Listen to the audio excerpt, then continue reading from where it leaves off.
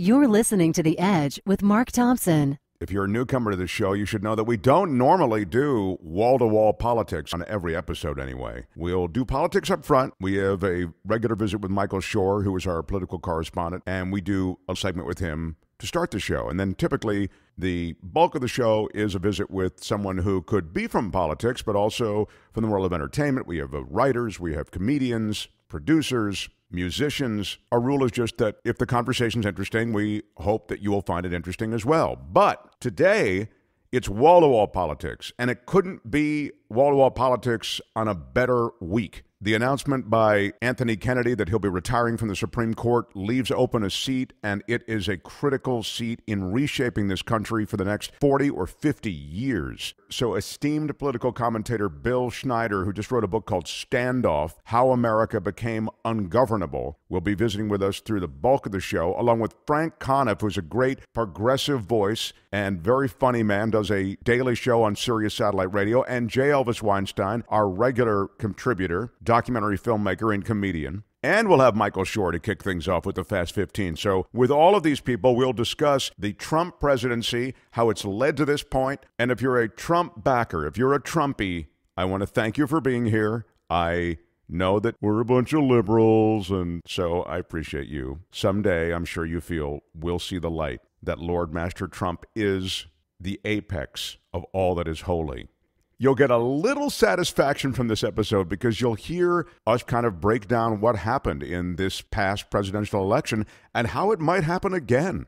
Bill Schneider, who's just written this book, as I say, and he's been a commentator. You've seen him on CNN, and you've read his stuff across the spectrum from the LA Times to Atlantic and so on, and he's an educator. He has some clean takes that I think you'll really enjoy. Here's my quick pitch to support this show. You can do it by going to our website, edge-show.com. You can click on Amazon. If you're going to shop Amazon anyway, please do it through our website, edge-show.com. Same Amazon as usual. We have no idea what you shop. We have no idea what you buy, but they'll spin off a little something at the end of the month for everybody who's gone to edge-show.com and clicked on that Amazon, which you'll find all over the site in different episodes. There's also a PayPal link. Thanks to you, those who clicked on the PayPal link and sent us something. Every dollar that you send this show stays with the show. We just got into a huge drama with our webmaster, so we got to hire somebody new, and it's no fun. So appreciate the support. All right, really good political episode. Michael Shure, commentator Bill Schneider, Frank Conniff, J.Elvis Weinstein. That's everything. Great. Let's get started. This is The Edge. The advantage, it means. Hey, look, I just spit on me for no reason. That's horrible. Is there some comfort in uncertainty, do you think? You're a degenerate. Because Australian Shepherds need action. Wow. Yeah. This is The Edge. That's a self-loathing term that I use. Oh, got it.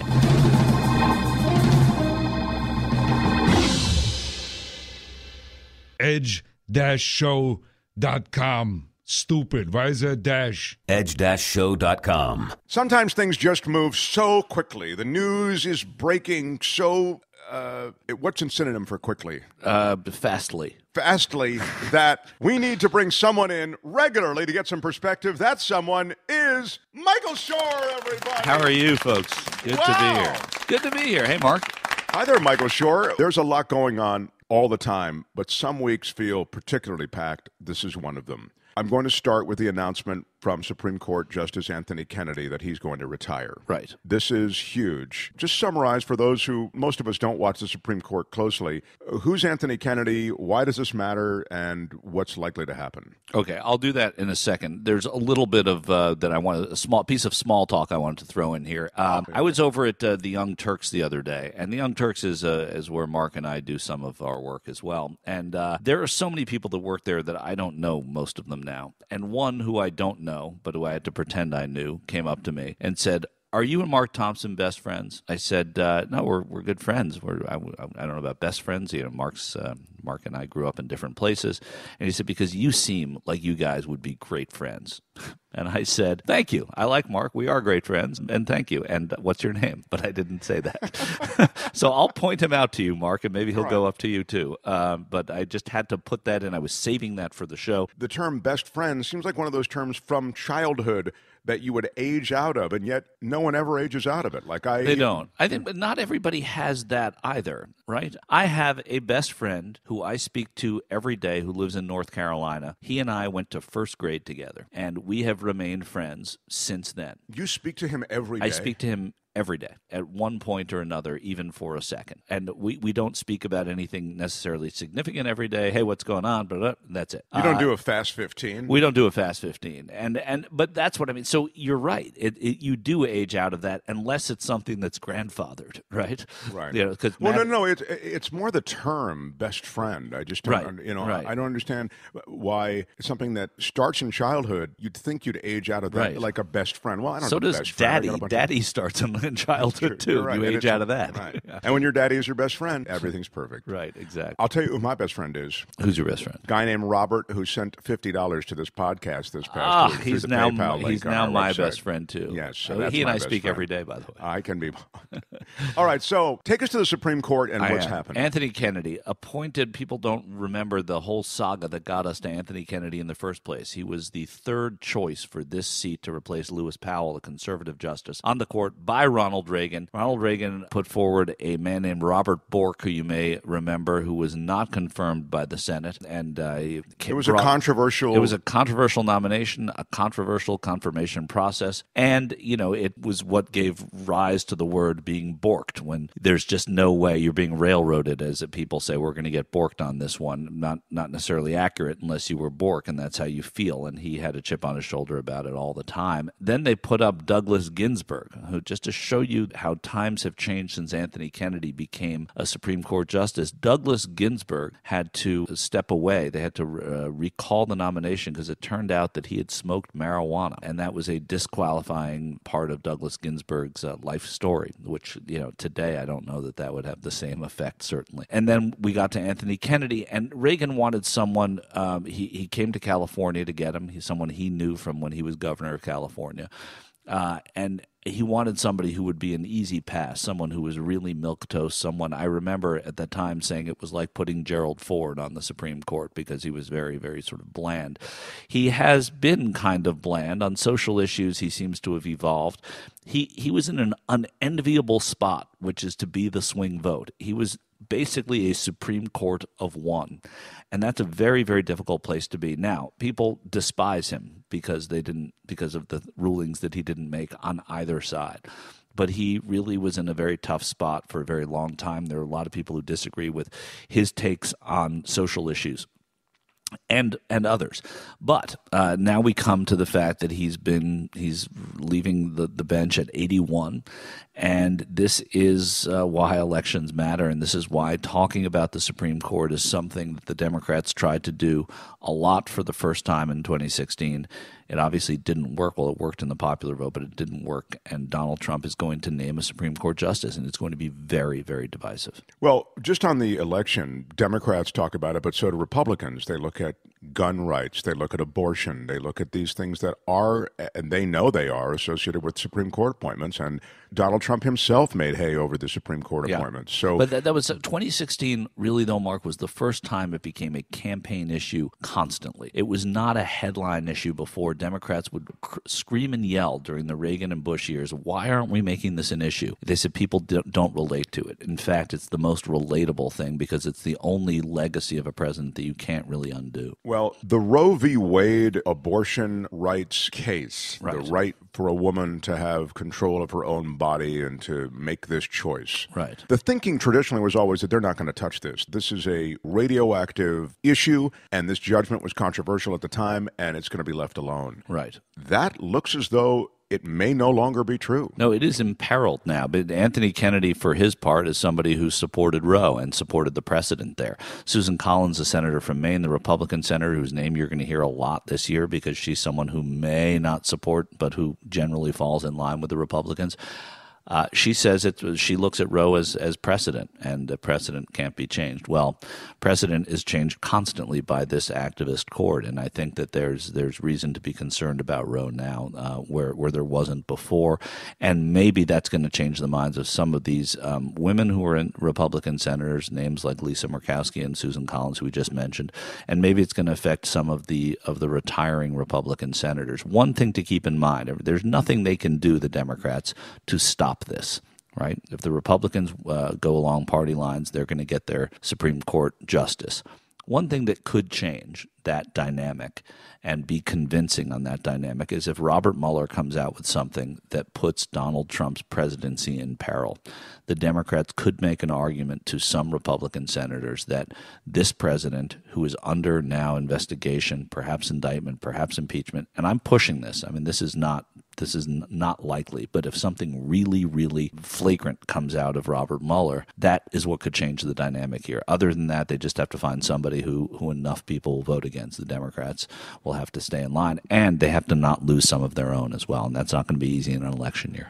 For a moment, I want to follow up on the Mueller thing just because I've come around on something and I've also decided upon something, and you can tell me whether I've come around appropriately and whether I've decided appropriately. And I'm sure both are appropriate. I may not agree with them, but they're probably both appropriate. All right, so here's what I've come around on. It seems as though the information is fairly convincing that the Trump surrogates and the personnel associated with the Trump campaign did meet with Russians. They were looking for dirt on Hillary Clinton. And it also, I think, is pretty clear to me that there is some kind of connection between the Trump people and the Russians. I suspect it's with money, this sort of thing. So I've come around on that because originally I thought, well, it's just, I don't know. I think it's just too clunky. They're not, and they're also ham-fisted. I don't know that they could really put anything together. But I've now come around on that. But here's what I've decided. I've decided that it almost doesn't matter in that there really won't be a gotcha from the Mueller investigation unless you can tell me now what kind of gotcha might actually put the brakes on this presidency. I don't see one. All right. First of all, it's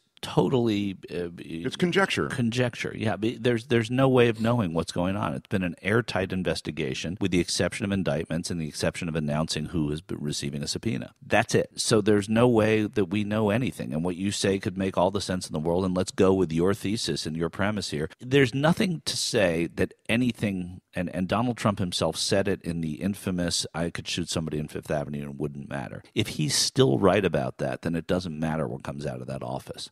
But here's what does matter, and I've always said it would matter, which is the Congress. And if the Congress changes its complexion after Robert Mueller puts forward whatever indictments, whatever findings, whatever news he puts forward, and the Congress changes, then it matters again. Because then if they find something that is in line with what is considered impeachable or indictable at worst, that's going to be a problem for the president because there's no way around it. All right, we'll leave it there. You mentioned the complexion of Congress, so let's get on to the primaries that have just completed. There's big news out of the state of New York. Yeah, and let's talk also, before we leave the Supreme Court, just very briefly, because it's another good segue, is that this plays differently in some of these Senate races, and you want the Senate for the Supreme Court, of course. But Heidi Heitkamp in North Dakota, Claire McCaskill in Missouri, Joe Manchin in West Virginia, these are people that are in tough red states trying to hold on to their seats. I think it hurts Democrats in those states. I think it may help Bill Nelson hold on to Florida.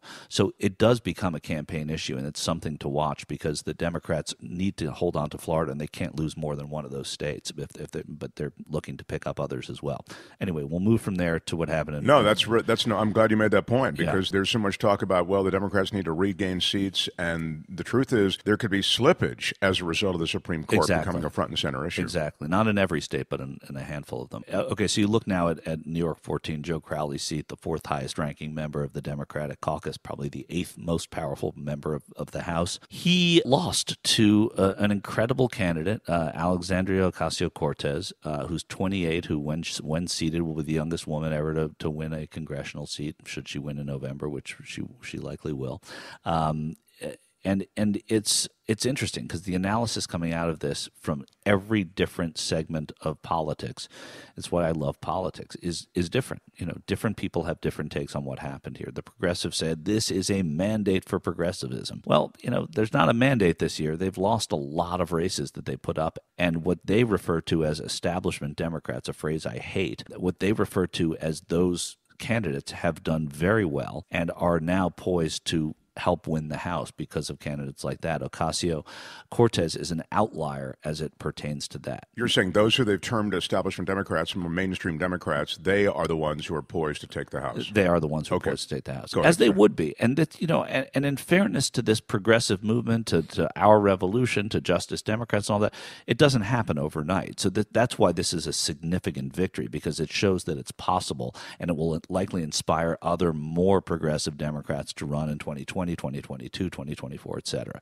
Can you just stop here for those who are not necessarily connected to the progressive movement? Yeah. When you say progressive Democrats, it's not only values, it's pushing away from corporate donations. Right. Taking the Democrats in a different direction, taking the party in a different direction, inspired ironically by Bernie Sanders, who is not a Democrat, who's an independent who caucuses with his colleagues in the Democratic Party in the Senate because there's no independent caucus there. So if you look at it that way, it's the beginning, and they needed this. So this was a big night. Let's not forget also Ben Jealous, who ran in a gubernatorial primary in Maryland, who is going to be taking on Larry Hogan, who's a Republican in a very, very, very, very blue state, but who is also one of the most popular governors in America. And it's one of those political things that I'll never figure out. And why? How does a Republican win the governorship in Maryland or in Massachusetts? How does Al Gore win Pennsylvania in a presidential race on the same night that Rick Santorum wins Pennsylvania in a Senate race? I never understand that stuff, but it happens. And so when you look at what it means, it's really exciting in a big picture way. In a small picture way, I don't think this is I think the blueprint for her success is through the way she marketed her candidacy. And I think every Democrat should pay attention to that social media is important, the way she used it, that actually going door to door in congressional races is crazy important, and it worked there. So absolutely, that's important. She had one of the best campaign ads I've ever seen, a long-form ad that talked about her biography there. So that's important. What people fail to realize, or they do and they discount, some do, her district, 49% Hispanic. That's a big, big percentage. She is of Puerto Rican descent. Her father's from the South Bronx, her mother's from Puerto Rico. And she is able to tap into a constituency that has never had a chance to vote in a Democratic primary and never had a chance to vote for a Hispanic American. That matters a lot. So I don't think that this means that there's a fever about it. I do think, though, that it's important to remember those factors here. Is that Joe Crowley was they're called representatives capital R, but he was small r, not representative of his district anymore. That's interesting because you're right. In the headlines, you miss some of those details that you just described. Yeah, well, they're boring. That's why. It's also talked about in the headlines that the media missed the story here. They didn't even know who she was. They weren't giving her campaign any coverage. Is that a fair bust on the media? I think it's so unfair. I think it's wildly unfair. These kind of elections happen. I can think of 4 or 5 times in the last 20 years that the media should be spending a ton of time on a candidate they've never heard of. Their candidate, they're 435 congressional seats. Dave Bratt, who upended Eric Cantor when Eric Cantor was the majority leader, was a much bigger upset than what happened the other night, but of the same type. Nobody was writing articles about Dave Bratt until the days before that election, when there was a poll that showed Eric Cantor all over campaigning for a seat he shouldn't have had to campaign for. Joe Crowley wasn't doing what Eric Cantor did, because days earlier they would have been talking about Ocasio-Cortez. So I think it's wildly unfair to expect that the big media is going to – they actually mentioned her a lot. They did mention her race. Joe Crowley has a race. He's running against this person. They didn't do huge profiles. George Nethercutt, who people don't remember, beat Tom Foley, who was Speaker of the House. It wasn't until the waning days of that election, and because he was Speaker of the House at that time, people paid a little bit of attention. It wasn't a primary. People paid a little bit of attention to it because, look, the Speaker has a race. That's something. Tom Daschle lost to John Thune. Oh, the majority leader has a race. This happens, but it's not the media's fault to not be paying attention to New York 14 in the weeks and months ahead of it. We're out of time, but I wanted to touch on Nancy Pelosi because it's interesting at these times of primaries and also when so much focuses on the Supreme Court now and congressional upcoming Supreme Court confirmation hearings. These mainstream political figures, very high-profile political figures, take center stage, and Nancy Pelosi's among them. And I guess just because I've started let's just spend a minute on her, because she has been demonized in a way because she represents, it's viewed, the old guard, the mainstream. Is it fair? I mean, I understand she's an older lady. She's been in Congress for a while. Well, she's also a lady, which is part of it, too. And they've done that with Hillary Clinton. They did it with Nancy Pelosi. Don't disagree. And it's easier to do. As much as they tried to knock down Harry Reid, or they're trying with Chuck Schumer to make them emblematic of the party, they've had a harder time doing that than they have with Hillary Clinton or with Nancy Pelosi. Nancy Pelosi's done, this is in my opinion, in my analysis, this has been the best year and a half of her political career. She's been able to hold a very diverse caucus airtight against the president when they've needed to be. And she has also looked at candidates in her party and said, hey, if you have to run against me, win. She wants the chairmanship. She wants the majority. What she does once she gets the majority, that's going to be up to the Democrats, whether or not they want her to be the speaker. But she's easy to demonize, but she's done an unbelievable job of politics, which is what her profession is, in this past year and a half. And I think that's an important thing that people have to remember. But Republicans are very good at finding an enemy and labeling that enemy. Well, I also think that Democrats, I'm talking about criticism that she's received from her own side. Yeah. So it's not just Republicans. Well, I mean, the leadership of the House right now, 3 people in their 70s. Joe Crowley was 56, 20 years younger than the next person in leadership. That's Nancy Pelosi, Steny Hoyer of Maryland, Jim Clyburn of South Carolina.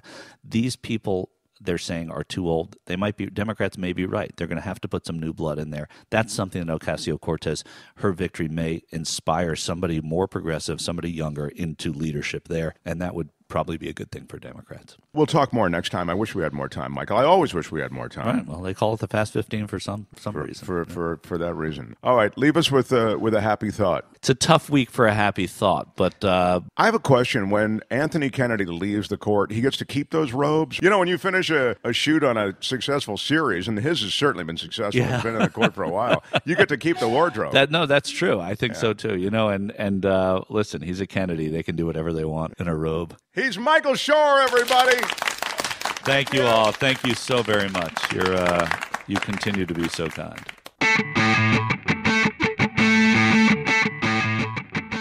Get more of The Edge on Stitcher and iTunes, or go to our website, edge-show.com. And now I'm joined by the very funny Frank Conniff. You know Frank from Mystery Science Theater. He's a prolific writer, comedian, and performer, and you can hear him on Sirius Satellite Radio every day. And of course, as always, comedian, documentary filmmaker, and our favorite smartass, J.Elvis Weinstein. Frank Conniff, are you the creator or co-creator of Mystery Science Theater, Frank? No, I'm not the co-creator of it. In fact, before I was even there, at least 2 years before I was even a part of it, J.Elvis and Trace Blew and Joel Hodgson were getting it all up and running at KTMA in Minneapolis, VHS station. And then it got on the Comedy Channel. And then the third year of its existence, that's when I came along. I cannot take any credit. I'm just a carpetbagger. Just like he's only saying that because I'm here. Just feeding off of the fine work of other people. Well, and speaking of J.Elvis Weinstein, he is with us as always. I am indeed. And yeah, Frank actually replaced me on the show. Oh wow! In one of my characters. Still friends. Yes. Yeah. Oh, it took a lot of healing, but you've known each other though through comedy, right? I've known Frank since I was 15 years old. Yeah. And that was over 10 years ago.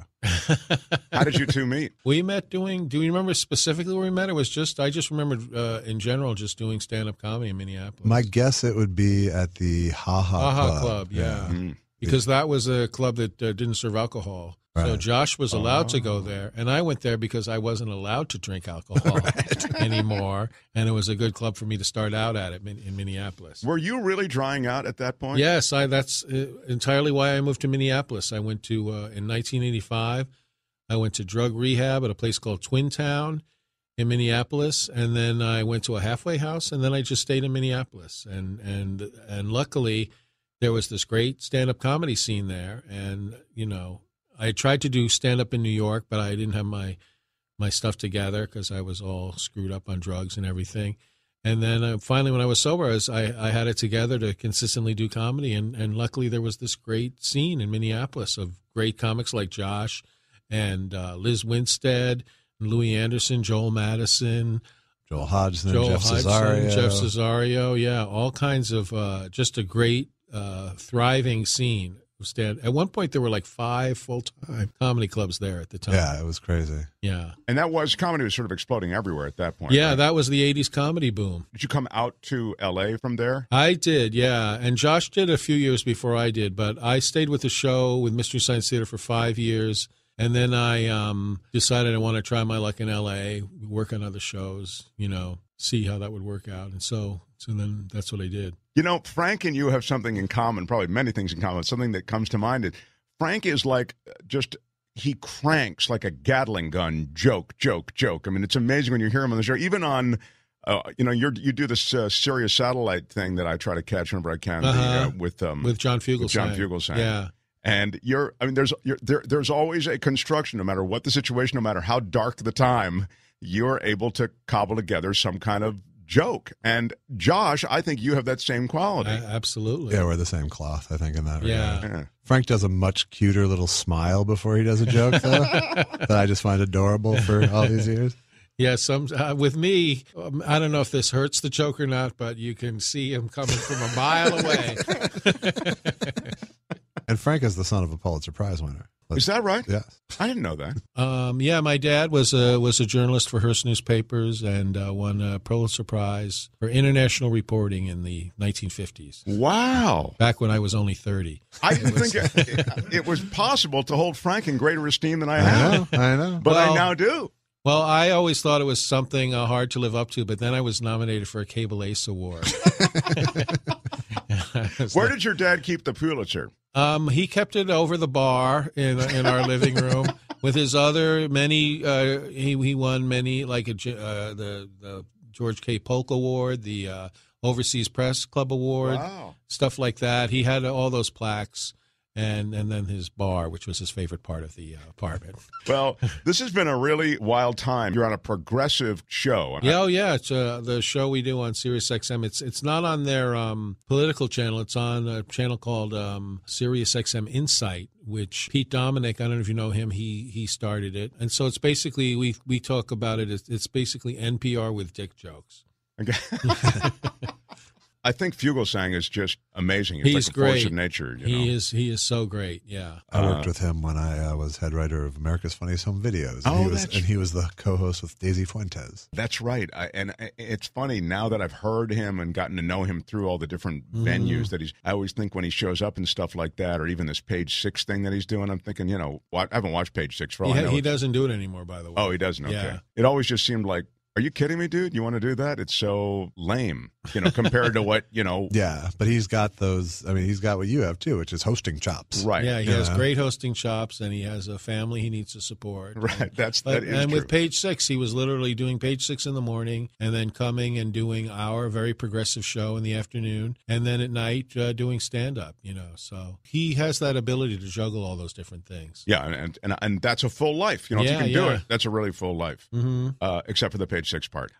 Well, he's not there anymore. I'm kidding. So is that show still on the air? I believe it is, but did he left over creative things? Creative differences. He wanted to be creative, and they didn't want any creativity. So it's creative differences. Definitely a difference. Yeah. So what's the mood in New York? You live in New York, right? I do. I feel like I guess we're all in these sort of echo chambers now, to use the term. But in a way, we interact with people who disagree with us on Twitter, right? And that becomes just like it's a bunch of sniper fire you're taking. Yeah. But what do you have a sense of things because you do this show, or people call in, or again, is that just more in the echo chamber? I think it's like kind of the echo chamber.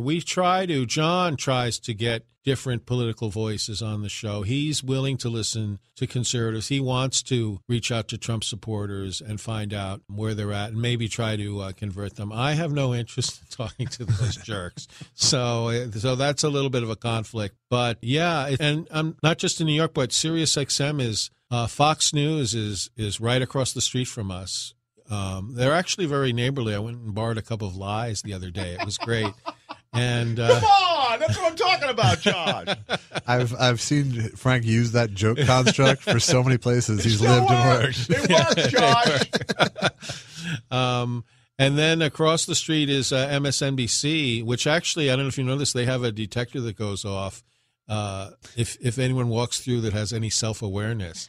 So So what's our problem with MSNBC? Because the left sort of clings to them. Anyone on the left clinging to MSNBC is, in my opinion, making a huge mistake. They are barely what I would call a left-wing progressive station, although they do have people like Joy Reid and Rachel Maddow on who are genuinely progressive. But the overall vibe of the network starts in the morning with Morning Joe, who's a Republican congressman. This is how you start off your progressive channel, with 3 hours of Morning Joe, right. And plus him and his wife. It's like watching a 3-hour production of Who's Afraid of Virginia Woolf every morning, And his wife, Micah, he's so abusive to her. And after the show, she actually tells people that she fell down a flight of stairs. I mean. And come on, Frank Conniff. No, I got to listen. There's still more than this chunk. I can feel. All right, good. He's just at the morning shift. So I think a lot of their programming, like CNN, although CNN is worse, is very mediocre. I don't focus a lot on how bad Fox News is, because that's a given. It's a given that they're a propaganda outlet of the Trump administration. But MSNBC and CNN, I think, we're being let down as citizens by our media. Now our guest is... Our guest from CNN is coming in. Oh, great. No, he doesn't work with Listen, CNN I didn't say anything. Okay. And I also didn't realize how much people are driven to cable news. I mean, like, that seems to really be the agenda driver these days. Yeah, it's very influential. And also, one thing I hold them to account for is that they're very much a part of why Trump is president. They aired his speeches uninterrupted, his campaign speeches, his stump speeches. That's never been done before with a candidate, where they just aired his stuff. What is it about him that is something that sort of transfixes us? He's ratings gold, But why? What is it? Well, he's totally riveting. Tell me why he's riveting. Because he's a self-made TV character. He built his personality around being a media figure. It's the same reason the A&E channel had nothing but Hitler on during the 90s. People are fascinated by fascists, and that's why they have Donald Trump on all the time. But they didn't take him seriously. Nobody, including myself, thought he was going to win. I made the great pundit prediction that Scott Walker would be the Republican nominee. Wow, nice job. So nobody thought he would win, and they let him call in and do phoner interviews. And that was the most amazing thing, by the way. I'm glad Frank mentioned that. I couldn't believe it when it first started. I noticed the morning shows, they have Trump on by phone, so he doesn't have to get out of bed. Right. Yeah. It was the most remarkable thing. Everybody else is having a shower and get the tie on and get in there. Hillary Clinton, they break down her look, down to her shoes. He acted like a colleague. Hey, we're all TV people. That's exactly right. Yeah. And he was willing, and Hillary was a little more reluctant to be interviewed. She wasn't as accessible, I guess, as Trump was. But here we are now in this awful situation, and all of the mainstream news media is complicit in what has happened, as far as I'm concerned. Well, I want to talk about this with Bill Schneider, our guest, in just a few minutes. But I do think what's happened is something that the media has a big hand in. Yeah, and continue to. And, CNN has Trump surrogates on every night. People who are not really, there to express the conservative point of view. They're there to repeat Trump talking points so that the other people, really smart people like Jennifer Granholm and Jeffrey Toobin, can spend the whole segment just getting pissed off at this person who's just lying next to him and then arguing with him the whole time. And then that's what the segment becomes. And Jeffrey Zucker, who runs CNN, you remember they used to have Jeffrey Lord on, who was just a shill for Trump. And Jeff Zucker said, well, he's a character in a drama. And that's the way Jeff Zucker, who comes from that background in television, looks at it all. It's just a game. It's just a drama that he's presenting. It's not really about informing the public or giving the public what they need. There's certain moments when I watch the cable news landscape, and I'm reminded of what you've just said. Like when they say breaking news for something that isn't. It broke very early, and then they say breaking news, and then they go to a break. Right. Like when it's breaking news, but you have time to pitch some commercial about an above-ground pool. I mean, that's, that thing that I read about this morning on Twitter is now breaking news at 5 in the afternoon. It reminds me that it's all about hooking me. It's all about clicks. It's about clickbait. Right. Oh, yeah, absolutely. And so in that spirit, yes, they want every night. They just want a fractious exchange among guests. Yeah. And it's not doing which the public. which then becomes a web clip. Yeah. Right. Right. Yeah, media. I says, "Oh, look at the argument they got into," and it's all entertainment, and some of it is good entertainment, but it's not good for it's not journalism, and it's not good for the Republic, as far as I'm concerned. Frank, we love having you in. Will you stay and chat with our guest coming up? I'd love to. I'm excited to chat with your guest. Okay, great. Frank Conniff.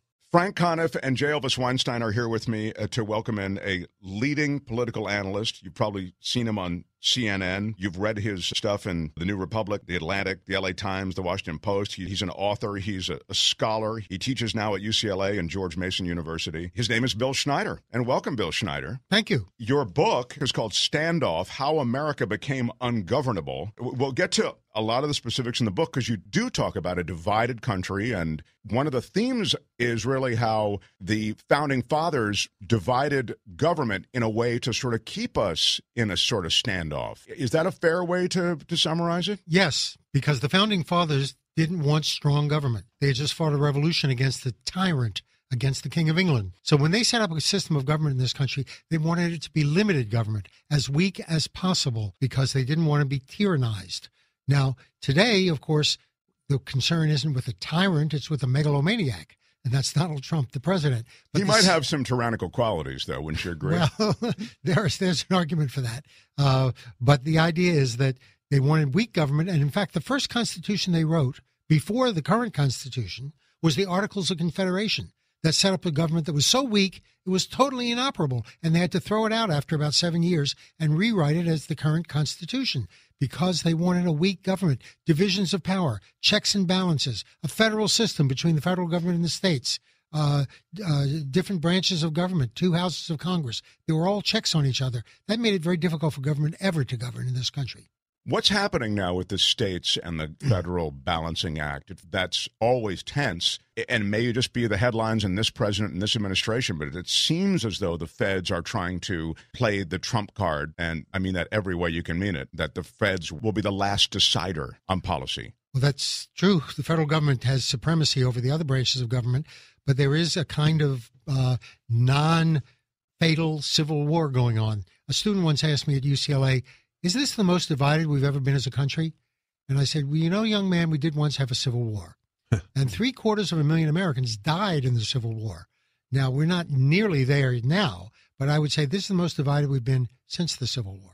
Bill, could you call me young man before the show's over? Because it would make me feel better then. Well, I think you're younger than I am, so that's fair. All right, cool. Allowing for the fact that the Civil War, people were really taking up arms against each other, there's a rhetorical kind of civil war going on that I think is spilling over into policy decision-making. Twitter wasn't as strong in the Civil War. It was harder to get it to download. It is true. Twitter was not as big an influence during the But Civil you do have some historical tweets that are available for... Social media is something that has changed the game. Yes, and Donald Trump is a heavy user of social media and a consumer of cable television. He's part of this. Look, Donald Trump is unique as a president, and I try to describe this in the book. He succeeded 4 presidents in a row who promised to heal the country, to bring us together. And you know what? They all failed, not for lack of trying. The first Bush said he was kinder and gentler. He got fired after 1 term. Bill Clinton was a new Democrat, and the third way, he got impeached.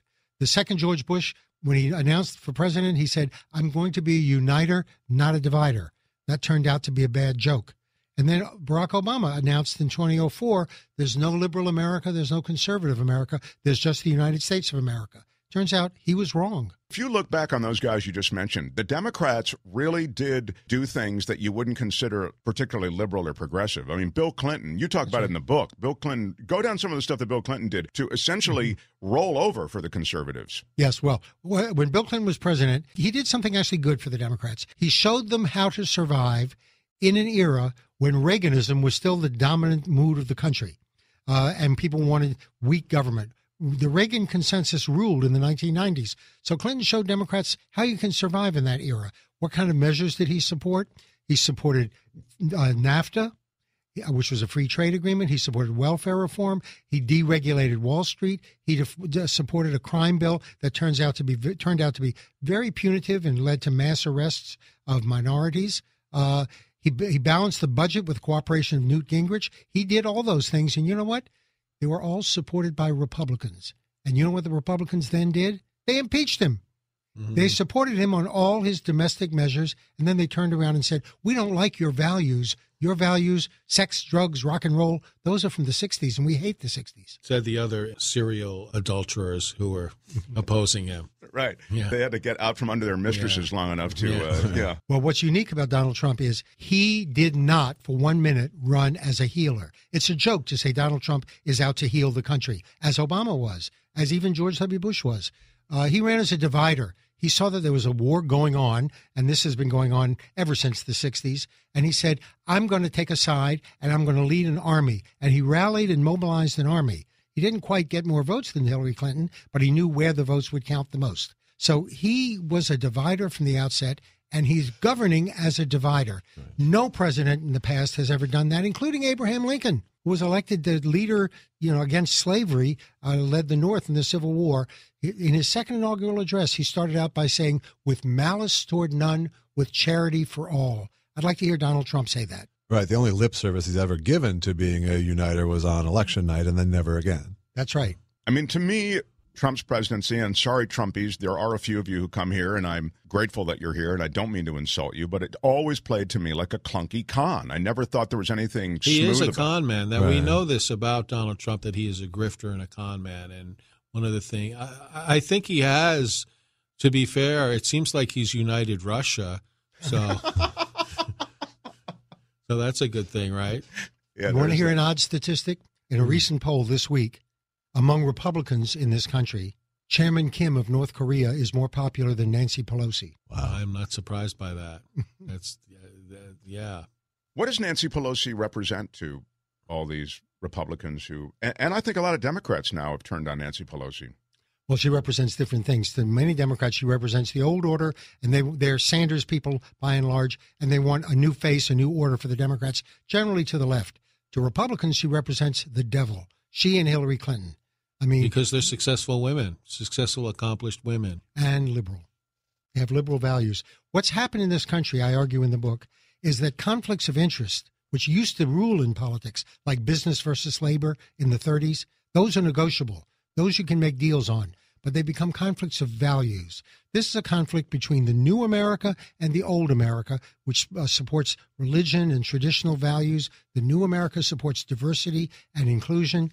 The Trump people, they're infuriated when anyone mentions the word diversity and inclusion because they think that excludes them, particularly white men. Right, because intolerance is one of those traditional values. Yes, absolutely. It seems as though when you look at the Trump administration, his cabinet, his hires across the board, you look at those pictures, it's primarily a bunch of older white guys. The criticisms that a Democratic president might have for a group like that, they'd be rotisseried for days, the Democrats, for not making appointments that reflect the breadth of America, the diversity that is America. Why is Trump and this administration and the Republicans generally essentially bulletproof to that kind of criticism? Trump has raised an army. These are people, he has a base. Your base in politics are the people who are with you when you're wrong. And even when Trump makes mistakes, even when he says things that aren't true, they're going to stick with him. It's almost as if the Republican Party has become, dare I say it, a cult. Something like the cult of in San Francisco or the Branch Davidians. They're with him no matter what. And he is as brazen enough to say, "You're with me no matter what," to their face. Yeah. I could shoot someone on the corner in Fifth Avenue, and I wouldn't face any repercussions because my people would save me. He is trying to rally them right now for the election in November. He expects that army to win. He really does. And it's an army that you don't get kicked out of if you have bone spurs. So he's all for it. It is wild. We do something, and they did it. You mentioned Bush, the younger Bush, who was no particular, I guess he was technically in the armed services, but even that, it doesn't look as though he showed up much at all. He partied more than people not in the armed services. That's right. And the genius or the weird truth that continues during the Trump administration, which is why I ask it, is that he and the Republican Party at the time in his race for presidency against John Kerry were somehow able to create this impression that John Kerry was a fraud, this guy who went to Vietnam and actually took incoming fire. And Trump does the same thing from his very unholy perch. He preaches how unholy the opposition is. That's right. He demonizes the opposition, which is a sign of a cult figure. It's interesting to me because I covered Ronald Reagan. And I was thinking the other day, Ronald Reagan's appeal to Republicans, which was very strong, is different from Donald Trump's. Ronald Reagan had a quality that you never see in Donald Trump: generosity of spirit. Right. Even Democrats who deeply disagreed with Reagan respected him. Of course, Republicans admired him and even loved him. But right now, I think the Republicans' response to Trump is quite different. He is a war leader. He's leading them in a massive, angry confrontation with the other side. Ronald Reagan never, ever proposed himself as a divider. We always talk about the base, where Trump's playing to the base. Right. Trump's got a strong base. You talk about his cultish following among his base. It's different than the rest of his following. That is, the base is with you no matter what you say. But to win an election, you need to also get more than just that cult following, right? Right. Usually that's true. But right now we are about to have what I call a base election. The base Republicans versus the base Democrats. It's divisive. It's nasty. It sounds like a fight to the death. And it's where our politics has really become. And one of the consequences of that is that elections are likely to be very close, with often disputed results because of the closeness of the result. And it's a very angry electorate out there on both sides.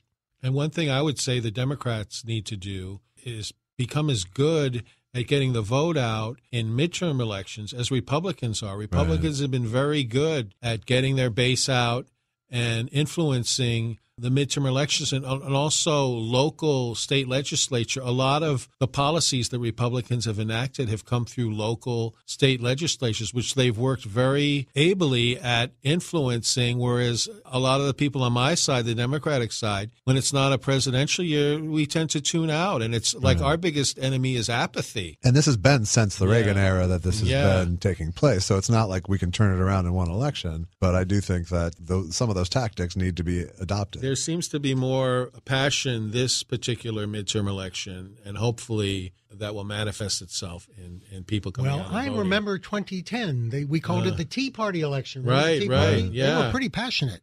Yeah, They well, came that's out what and I mean voted. is that they were on that side, the Republican side. They really work those local elections, which are so important. You know, state legislature elections are incredibly important to vote in. And I'll give you another example and the counterexample. How about 2006? 2006 was the Iraq War election. Right. Democrats were solidified. They were angry. They wanted to end the war. They came out in very large numbers and had a massive victory all across the country. And they brought an end eventually to the Iraq War, just as they did to the Vietnam War.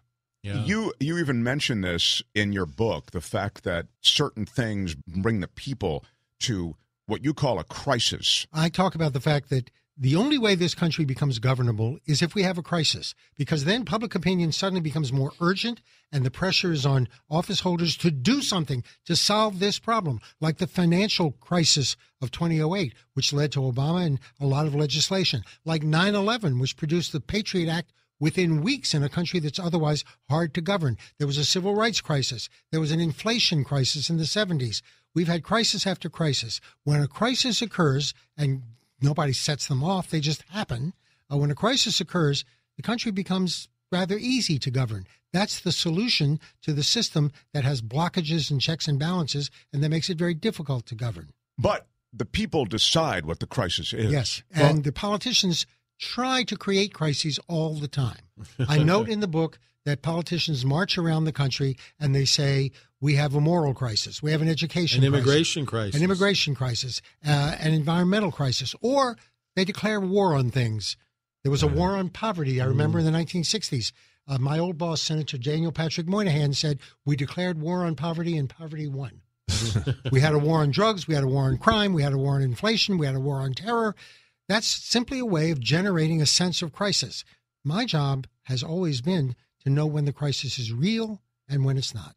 Well, and I think the difference that the two parties have had, too, is that since the Reagan era, the GOP has had surrogate demagogues, has had Rush Limbaugh, has had all these figures to gin up the sense of crisis among the base that the left hasn't had. But there's been a steady stream of Glenn Beck's and Rush Limbaugh's and Bill O'Reilly's who are setting the tone for the demagoguery that Trump eventually stepped into as the radio personality and president rolled into one. Yeah. Well, I've seen the left develop the same sense of crisis and urgency, more or less spontaneously, and it's always the same issue: anti-war.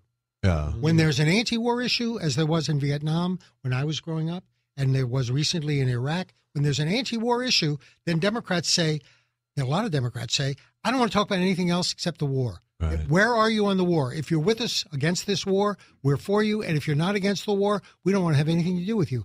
That's when the sense of crisis gins up among Democrats. Although child kidnapping seems to have some traction. Yeah. I'll say that it's funny you mentioned that because that did play really well because it is accompanied by a ton of pictures that are heartbreaking, right? You see these kids being separated from their parents and be repulsed that it's being done in our name. Right. And so that did have traction, as Josh says. Pictures always do it. I remember covering what everyone has forgotten. We fought a little war with NATO in Kosovo, and what sold that war to a lot of Americans, pictures. There were pictures taken by the BBC, pictures of people being shoved into trains, people in concentration camps being starved to death. When Americans saw those pictures, they, in a very unlikely way, went along with a campaign to stop that from happening, even though American interests were not involved. Right.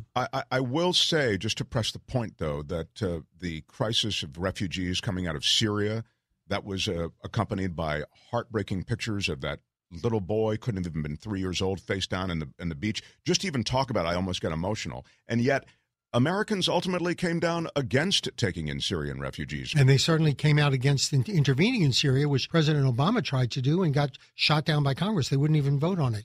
Americans. That was part of the anti-war, I think, backdraft that you were talking about. Yes. When Americans really don't feel threatened, our problem is Americans become complacent. Complacency is our attitude towards most things unless we're shaken out of it. And in the book, I described the 1990s. I call it the fantasy decade. It was exactly like the 1920s, an interwar period. In the 1920s, fascism was emerging in Japan and Italy and eventually Germany. And Americans couldn't be bothered because we cared about Al Capone and about the Lindbergh kidnapping and about bathtub gin and prohibition. That was what Americans were interested in. In the 90s, which was also an interwar period, between the fall of the Soviet Union in 1991 and 9/11/2001, in that 10-year period, Americans didn't care about the rest of the world because they didn't think anyone threatened us. Bill Clinton tried his best to say, there are people out there who threaten us. The first attack on the World Trade Center was in 1993, but we treated it as a crime, not as an act of war, and was successfully prosecuted as a crime. The perpetrators went to jail. But nothing could shake Americans out of that complacency, and as a result, in my network and every other network, we spent over a year talking about nothing but O.J. Simpson. Right. No, that's right. The 90s were... And in the meantime, Osama bin Laden is getting his ducks in a row to attack us, and you never heard anything about it until the attack happened. And Gary Hart, at the earlier in that year, with another senator, a former senator, put out a report saying that bin Laden was going to do this, and none of the networks covered it. They covered that year. Gary Condit was the big story, and shark attacks. Yes, yeah. Right. The summer of sharks. Sharks, we all remember that. Well, look, I can remember when Bill Clinton attacked terrorist bases in Afghanistan, in Sudan, after the bombing of American embassies in East Africa. What was the press's reaction? They said he was wagging the dog. Remember that film, Wag the Dog? Right, he's trying to distract. Well, what he's really trying to do is distract attention from Monica Lewinsky. Right. And Bill Clinton kept saying over and over again, there are real threats out there. Don't feel secure because people mean to do us harm. But all we covered was what people wanted to hear about, which was Monica Lewinsky. One of the things we talk about Trump is that he's an extremely effective communicator. Now he's communicating total BS, but nonetheless he communicates them somehow effectively enough that that's what carries the day. You've just referenced things that were legitimately backed up by horrifying facts, and yet they weren't communicated well enough to cut through Monica Lewinsky. Or will Monica Lewinsky and sex always muffle any other communication? One other thing. The late 1990s were like the late 1920s. Prosperity. There was an economic boom. People were making pots of money. They thought it would go on forever. It was the dot-com boom. Shut up, I'm rich kind of thing. Yes, it was precisely that. The 20s and the 90s were very parallel decades in American politics when complacency ruled. And also the 90s was when the Geraldo Al Capone's vault thing happened, right? So the parallels are even more stark. Yeah. What happened to, you mentioned CNN. You used to be a regular there. What happened to that network? Has it changed through the years? It looks like to us that it has. Well, they have new president, new management. I think CNN is trying, as I think they should try, to compete in a world where the dominant networks have been left-wing and right-wing. Fox invented a whole different form of journalism, which is actually very old. We used to have all partisan newspapers in this country. Right. And what they said about politicians was horrifying. What they said about Thomas Jefferson would make your skin crawl. But that ended after World War II. That was true. Yeah. After World War II, we tended to have much more modest. There was a consensus in the country. Well, with the rise of partisan journalism, which I think there is a market for. Roger Ailes discovered it, and the market is there and demands to be served. There's also a market for people who want straight news and without bias or without excitement or a prejudice. That market is there. It's well-informed people who want to be better informed.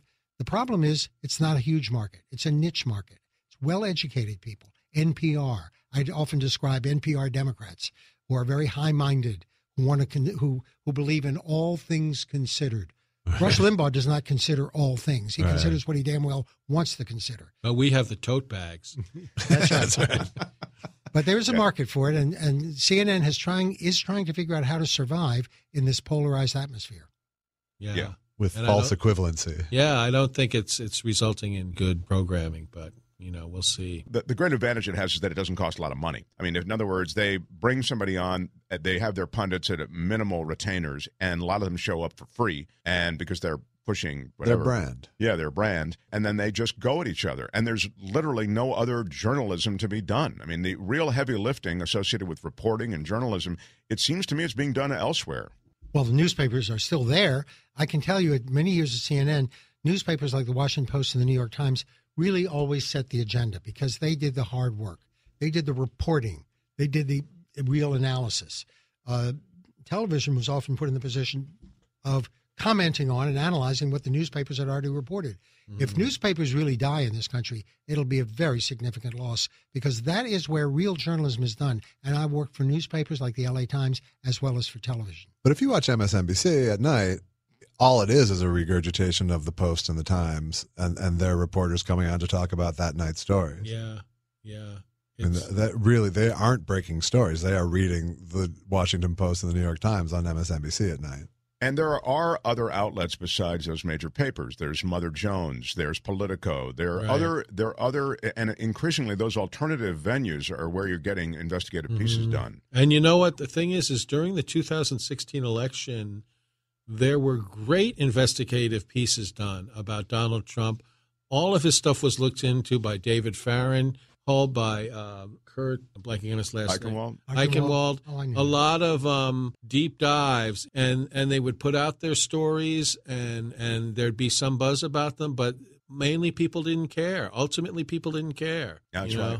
I mean, that really is true. And every new fact, they would just go, "Oh, that's baked in." It's like even no matter how big the case against Trump got, everyone would just sort of dismiss it as, "Well, that's baked in. Everyone knows." Which raises an interesting question: what's going to be the impact of the Mueller investigation? That is an interesting question. I'm very curious. As if anything short of an indictment, they'll just. Well, it seems like Trump is preparing for it every day by sowing the seeds of distrust with his followers that this is just Democrats and it will be treated as illegitimate by his base. It'll be and it's a very worrisome thing. Like I don't know how much impact it's going to have when it does come out. Let me mention an article which I found very interesting. It was published in early 2016 by the editor of Lawfare, which is a legal publication, Quinta Jurasic. Mm-hmm. She pointed out that there was a big discussion then and now about Trump lying about everything. And she made the point that what Trump does is not accurately described exactly as lying. She said what he is, and to use a clinical term, is a bullshit artist. Yes. Mm-hmm. She said a bullshit artist, there's a book about this by a moral philosopher at Princeton called On Bullshit. Right. A bullshit artist doesn't care whether something is true or not. Mm-hmm. Trump doesn't care whether something is true. He regards information and facts as either useful to him because they help him make his case or not useful to him, in which case he ignores and rejects them. That's what he is. Right. He uses information as weapons. Right. The big lie isn't the big is the operative term and not the lie in that phrase, because he just repeats the big lie over and over again. No, it is true. And then the momentum is carried oftentimes by those around him, which is what's happening with the Mueller investigation. The undercutting it is not just being done at the White House. It's being done now by his henchmen, who we can find in Congress now. Right. This Congress that we thought would sort of stand there with their arms crossed as they looked at this guy who was clearly incompetent, they now look at as the leader of that party and who can get things done. And he has gotten things done. I think you and I might disagree about this. You would say he hasn't gotten that much done. He's gotten a few things done. Certainly the tax bill was something that was got pretty done. huge, though, Bill. It was pretty huge, and I don't see much of a response to that in the electorate, except in California, where they say it screwed people in California, where we are right now. On purpose, I think. They're reacting against the tax bill. He's gotten a few things done. I once talked to a Trump voter, a base Trump voter, and I said, why do you like Donald Trump so much? And they gave me a good answer. They said, he's a rule breaker who gets things done. A rule breaker who gets things done. Right. Now, if you're a rule breaker, sooner or later, you're probably going to get in trouble. And there's a big question about what he wants to get done. Right. I mean, build a wall. If he ever gets the money to build that wall and it goes up even in part, I would like to see the first Democrat go to the wall and have a campaign rally and stand there and say, Mr. President, tear down this wall. Well, I mean, that does... Ich bin ein American. Just because you mentioned the wall, I mean, it just seems as though it's one of those public works projects that could actually be a public works project where it's not being wasted on this wall, which makes absolutely no sense. In other words, Trump had an opportunity. I mean, he doesn't really care clearly enough. I mean, he cares about his Trump businesses and cares about watching TV and playing golf. I mean, I really think that is what matters to him. And he also cares about loyalty. But having said that, he'll never do the public works project that he could do to gain real popular support. Has he said a single inspiring word since he's taken office? Like, has he made any, like literally any attempt to rhetorically inspire Americans about being American? I wasn't even inspired by his tweet slamming Jimmy Fallon, and you'd think that would be right, exactly. Finally, you can be on the same side of an issue. And that is very different from Ronald Reagan. I'll tell you a funny story. When at the end of the Clinton administration, I spoke to a group of Democrats in New York who were fervent Clinton supporters, and I asked them, is there anything Bill Clinton ever said that you find memorable? And they thought for a minute, and they started to laugh. And so one of them raised his hand, and he said, I did not have sex with that woman, Ms. Lewinsky. Right. I said, anything else? And someone thought for a moment, and they said, I didn't inhale. Right. Anything else? It depends on what the meaning of is. Mm-hmm. And I said, ladies and gentlemen, that's why John McCain at that moment was having a lot of success running a campaign that he defined as straight talk. Right. Straight talk was his theme. Straight talk was precisely what people weren't getting from Bill Clinton. Mm-hmm. Right. Well, and that's why they saw him as the ultimate politician, Bill Clinton. Yeah. And to some extent, he was the ultimate politician. Well, Hillary Clinton was that way as well. Very mannered, very choreographed, very careful. And to be fair to her, I'm sure as a woman rising to the ranks, being assailed constantly for many more things than the average man would be assailed for. By the time she ran for president, she had been through pretty much 25 years of nonstop sexist, misogynist criticism of her. And, there are things worthy of criticism with her, but a lot of it was, to use your phrase, bullshit, Yeah. And you see it in the fact that 2 years later, she's still the biggest monster. And Trump did a rally the other night. They're still yelling, lock her up. Right. Meanwhile, all of his cronies are getting locked up. Paul Manafort's getting locked up, but Hillary Clinton is no closer to jail than she's ever been. Well, I taught at UCLA during 2016, we did polls of voters, and they always said the same thing about Hillary Clinton. Basically, she's a charter member of the Washington political establishment. Right. That's what they thought she was the status quo. And people, when we asked them, do you think if Hillary Clinton is elected president, anything will change? No, nothing will change. What about Donald Trump? Everything will change. Sure enough. Sure enough, it did. Not the way a lot of people wanted. And part of the problem too was a Democrat running after a two-term Democrat, right? Where part of the problem. People always want change, right? Even when it's someone as popular as Obama, and what you just said about nothing will change, that wasn't her message, but it was kind of embedded in her message a little bit. If you like Obama, things are going to keep going the way they were with Obama, which there's a lot of appeal to that to me, but that's not a great overall campaign message. At the Democratic convention, when her husband spoke on her behalf, he chose he's a brilliant politician, by the way. He chose his speech carefully.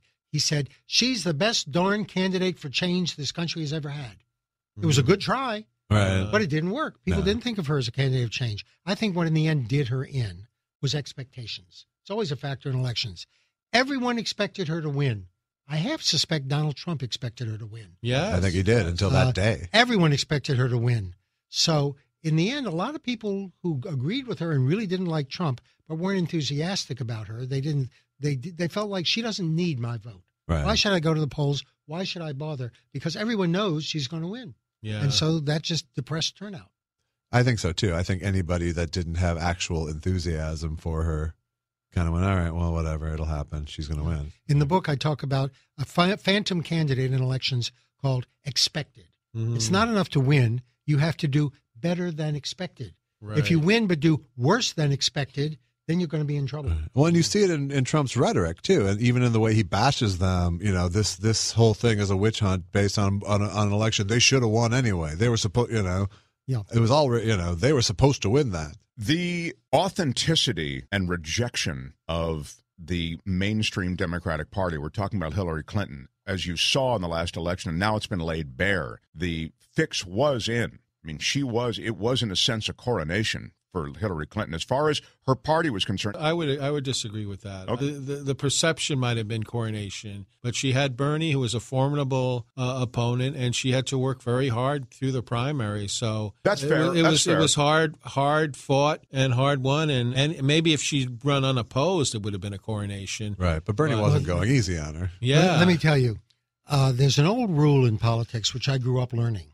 The rule was Democrats fall in love and Republicans fall in line. That's what usually happens. Until 2016, Republicans always nominated someone who had run before. Mitt Romney had run before. John McCain had run before. Even Ronald Reagan ran in 1976, and it was the only election he ever lost. But in 2016, everything reversed. It was the Republicans who fell in love with Donald Trump, and Democrats fell in line behind Hillary Clinton. Yeah. Everything got reversed. Right. No, it's a good point. I guess what I was getting at in the lead up to the question, I kind of got sidetracked, but I think I'm glad you sidetracked just because there was good stuff, is that with the rise of this Justice Democrat in New York, who primaried a major Democratic figure, and there is an authenticity, she's Alexandria Ocasio-Cortez, and she didn't take any corporate money. And increasingly, these Justice Democrats are sworn off corporate money, big donations. Is that a potential future? You've seen the Democrats now turn down, as a party, oil money, right? They're turning, it's not like they got a ton of big oil money, but I think it was north of $7 million, and they've turned that down. So my question is that a future for a Democratic Party? Is it being rebranded? Is it being remolded at all? Well, the Democratic Party is being rebranded and remolded, but in an interesting way. What Democrats are doing is absorbing a lot of support and votes and money from rich people. The wealthiest congressional district, highest median income, is represented by a Democrat, Fairfax County, Virginia, where I teach. What you're finding is that educated, affluent suburban voters, white suburban voters, who are doing very well, are fleeing the Trump party. They don't want to be part of the Trump cult. As one of them said to me, it's possible to be rich and have no class. That was her comment about Donald Trump. Right. Rich, but no class. They are fleeing that party. And we're seeing a gap by education in this country that's wider than it's ever been in the past. But that's a cultural thing then, more than an economic thing, right? Yes, it is because cultural. Rich people are benefiting from Trump policy. Look, here's the way politics works right now, and it's new. The wealthier you are, the more likely you are to be a Republican. The better educated you are, the more likely you are to be a Democrat. So my students will say, okay, what if you're wealthy and well-educated? Democrat. The answer, usually a Democrat, because the answer to that is wealthy, well-educated people are cross-pressured. They're pulled in different directions. If they vote their economic interests, they're going to vote Republican, like Mitt Romney. If they vote their cultural values, they're going to vote Democratic, like Barack Obama. Romney and Obama both went to Harvard. Harvard produces elites, but different kinds of elites. Romney was the prince of wealth. Obama was the prince of education. That's the big division in the elite level in American politics. Just because you mentioned education, how many classes do you think Donald Trump actually attended at Wharton? Lord only knows. I don't know. Has he made public his record? You know, one of the oddest things about Donald Trump is he's forever accusing his opponents, and I find this very curious, of having a low IQ. Right. He did that with Maxine Waters. Right. He's always referring to people who criticize him as low IQ Democrats, low IQ people who oppose him. For some reason, he's got this fixation on IQ. Now, what I think he's trying to dwell on is that there are two different kind of smarts in this country, in most of the world. Money smarts and book smarts. Guess which one Americans admire more? Right. They're money smarts, and they read books about it. They admire it. Yeah. I mean, it really is wild that we just deify rich people in this culture, and in most cultures. There has been historically more resentment of the well-educated in the United States than there has been of the rich. No. Right. People resent well-educated people who don't seem to share their values. People I describe, perhaps too harshly, as NPR Democrats. Right. Because people in this country all believe that they're going to be rich soon, and people don't think, hey, I'm going to have a master's degree all of a sudden. Well, Trump's first political action committee was the show Lifestyles of the Rich and Famous. Exactly. Well, you know, Bill, something's going on here, and I want the opinion of all of you. Bill, you can kick us off, because there is you mentioned Maxine Waters, the ability of the right and the Trumpies to point out nasty rhetoric as something that's representative of the left, of the Democrats. I mean, here Donald Trump rose to power with this nasty rhetoric, and yet they point to Robert De Niro saying, F you, President Trump. They point to Maxine Waters, who has been outspoken, and so on.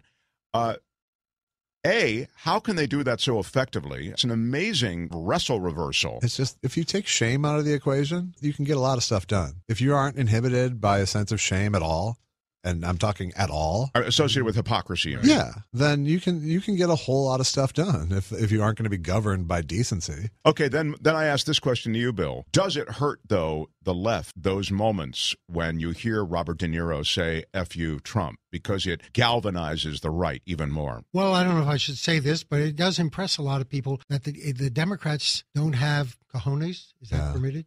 In the book, I describe two winning formulas. I call them the great oxymorons in American politics. One of them is a tough liberal. You find a tough liberal, you got a winner. That used to be the Democratic Party. Harry Truman fired General MacArthur. John Kennedy, the Cuban Missile Crisis.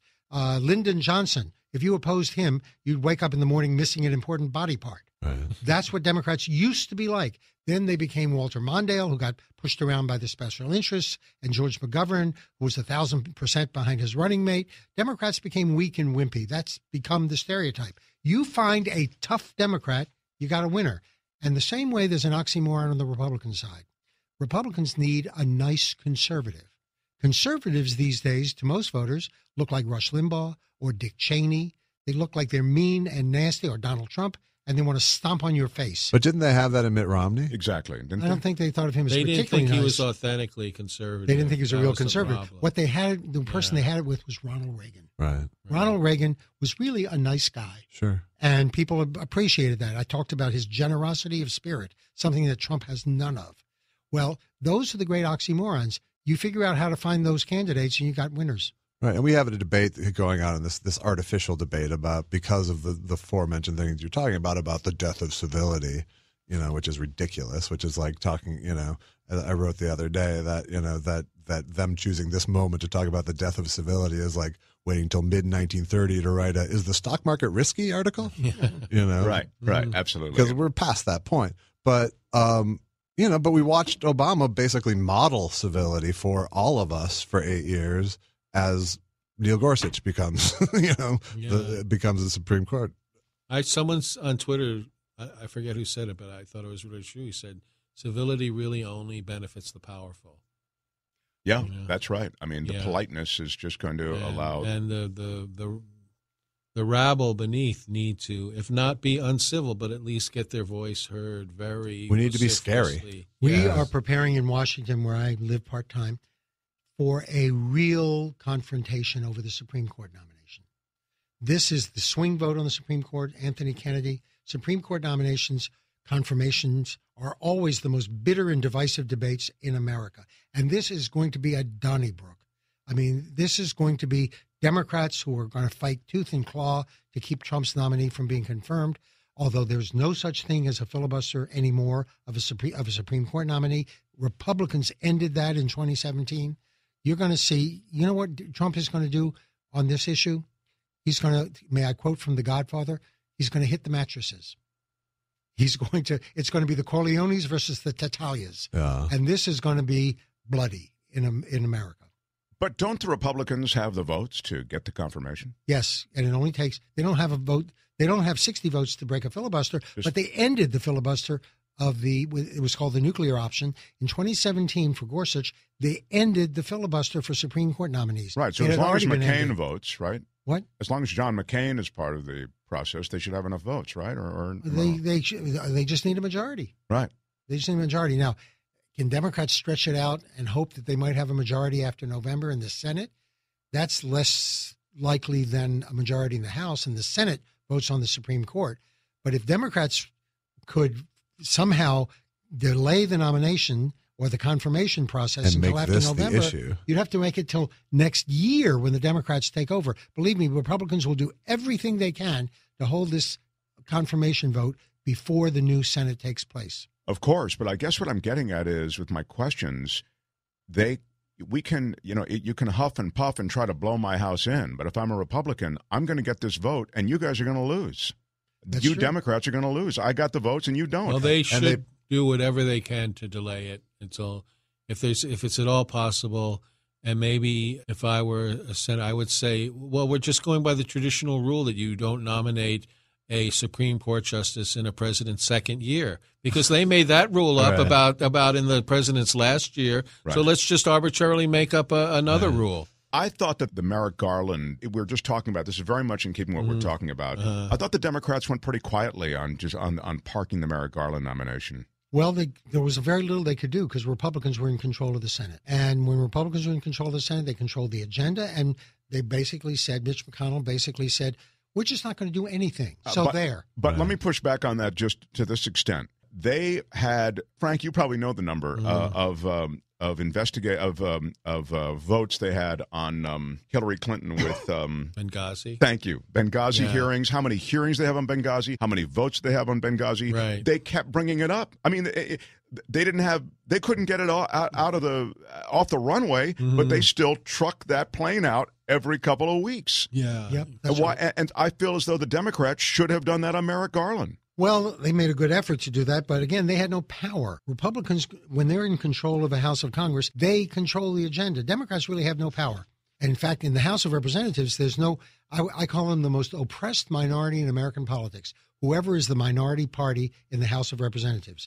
The Senate minority has some power, but not the House minority. And when Republicans were in the minority for 40 straight years, 1954 to 1994, that produced Newt Gingrich, which was a move of desperation, who said, we're not going to be complacent to the minority anymore. We're going to fight, and we're going to be tough and aggressive. This Trump thing is part of the populist backlash? Yes, that and Bernie Sanders. Remember I said you had two candidates in 2012, Mitt Romney and Barack Obama. Neither one of them has a populist bone in his body. Neither one of them really identifies with ordinary people, particularly working class people, and most particularly white working class people. You had the Prince of Wealth versus the Prince of Education. America, I write in the book, is the most populist country in the world. Next to the United States, the rest of the world is Saudi Arabia. And that always comes true. I mean, the people really do rule in this country. When they decide to do something, they do it. If they want to cut taxes, Proposition 13 here in California, they cut taxes. When they want to stop a war, they can stop a war. Public opinion really does matter. And look at the gun issue. I mean, you can't get anywhere in there because you have a minority who are very intense on that issue and who hold sway over it. Yeah, that gun issue is interesting because it's an odd minority that has a lot of control. It's single-issue voters. Let me tell you how that works. You do a poll in a congressional district or any kind of district, and you find out that most of the people support new gun control laws. You can show that poll to the office holder, and he or she will say, that's very interesting. Now get along, and I'll go and vote the way I want. because they know that if 75% of the voters in their district want gun control and they vote for gun control, then that's not going to make a lot of difference to most of those voters.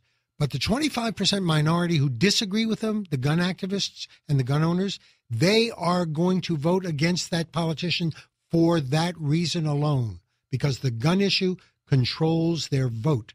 It is a voting issue.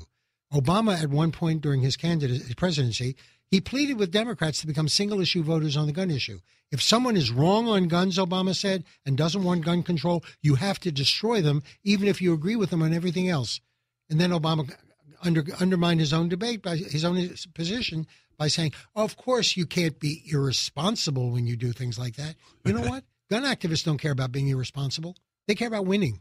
Obama did a lot of stuff, pre-compromising things to try to reach out to the right, especially during his first term. We got to finish up here. I want to ask you, there are alarms being rung all over about what's going on, particularly with the coming Supreme Court nomination and the idea that Roe v. Wade may be rolled back. And these are not, you must concede, all of you, right? These aren't Trumpian ideals. Policies being dictated by somebody else. He's out on the golf course and he shows up to make a speech or do a rally. Yeah, he just wants to claim a victory on whatever the issue. But they have the votes, as Bill has said, and they will be able to get the Supreme Court nomination through that they want, regardless of how doctrinaire or radical that choice may be. My question is, can the authoritarian nature of the presidency be reinforced by the Supreme Court, by a Congress now that's clearly fallen in line behind this president? And will we end up with this king that you in your book talk about the founding fathers tried to avoid for so long? Well, the last sentence in the book says, the system that was designed to protect us from a tyrant will also protect us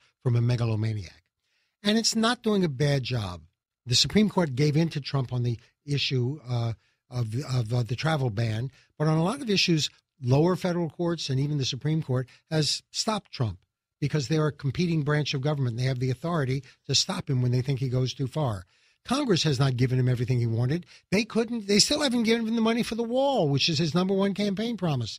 And look at the states. We have a federal system. That's in the Constitution for a reason. Right now, we have a real rebellion in California, New York, and some other states against what the president is trying to do. In California, you have a rebellion on auto emission standards, on environmental protection, on sanctuary cities, the states versus the federal government. There are lots of ways to check President Trump, to stop what he's doing.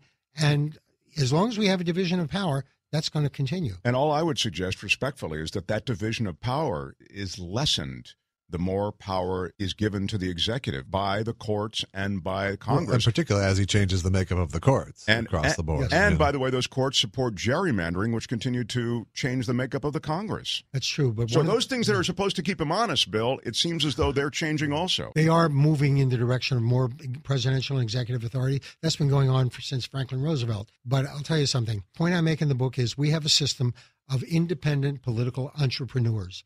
Every politician, every elected official is in business for himself.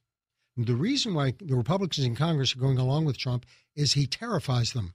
If they don't do what he says, or if they criticize him or object to anything he does, they're going to find an army of Trump people coming after them in a Republican primary. So that's the way he enforces discipline on Republicans. Watch what happens if Democrats pick up a lot of seats. But I'm afraid that they're not just afraid of them coming after him in a primary, they're afraid of them coming after him on Twitter the next day now. And that's the kind of fear that isn't that, you know. But, you know, when I talked to Republican members of Congress, I was told, this was about a year ago, we're all terrified of being who was the guy? Cantored. They were afraid of being cantored. Now they're afraid of being Sanford because at the last minute Trump came out against Mark Sanford's for his Mark Sanford's opponent, and Mark Sanford lost. That's what really terrifies them. And that's what, to Josh's point, I mean, he's master of the media, Trump, and they're all afraid of that. You think Michael Bloomberg will run? I don't think so. Because first of all, he'd have to become a Democrat. He's been a Democrat. He's been a Republican. He's been an independent. Trump did it. Yeah. Being a Republican mayor of New York is kind of like being a Democrat anyway. But in the book, I talk about Michael Bloomberg. I say that America is a very populous country. Michael Bloomberg is probably the most elitist public figure in America. Right. His way of governing is to basically say, trust me, I know what I'm doing, and I know what's good for you. Right. Don't drink sugary sodas. Don't smoke, and we won't allow smoking in bars. his approach has always been, trust me, we know what's good for you. I don't know if that'll sell. Billionaire nanny. The book is Standoff, How America Became Ungovernable. Bill Schneider is the author, and so many years of giving us perspective on so many complex issues. It's really been fun to have you here. You can actually buy the book on our website, edge-show.com. We'll have a direct click-through so that people can purchase the book, Standoff. Thanks, Bill. My pleasure. Thanks, Frank Conniff. Thank you so much. It was so great to be here and to see you again. Thanks, J.Elvis Weinstein. Thanks, Mark Thompson. J.Elvis? Yes. Really? Because I was, Josh Weinstein is my name, but when I joined the Writers Guild, there was already a Josh Weinstein. So I threw an Elvis in there to make my initials spell Jew. I see. Well, that's okay. Hope you enjoyed our conversation with Bill Schneider, with Frank Conniff, with J.Elvis Weinstein. You can reach the show at edgewithmarkthompson@gmail.com, or you can just leave a comment on the website, edge-show.com. As always, thank you for being here. Until next time, bye-bye. Get more of The Edge on Stitcher and iTunes, or go to our website, edge-show.com. edge-show.com.